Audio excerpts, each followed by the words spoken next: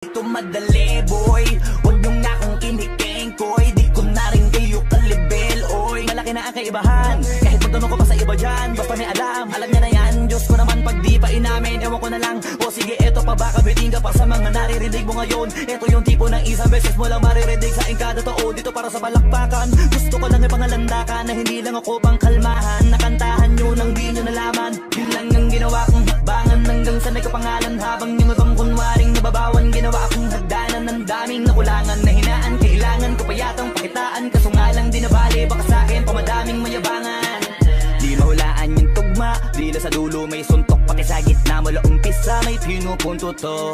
Magaling na sana sila kung di natututo. Dahilan ba't nawalan na papel yung iba at yun ang totoo. Di ko na din kasalanan ko, ayaw ko na magpaawat. Dire-diretso ang lakad, patunay ng mga paay sa lapag nakatapak. Banat ng banat hanggang matupad lahat ng mga balak. Mapasa kamay ang hindi ko pahawak hanggang sa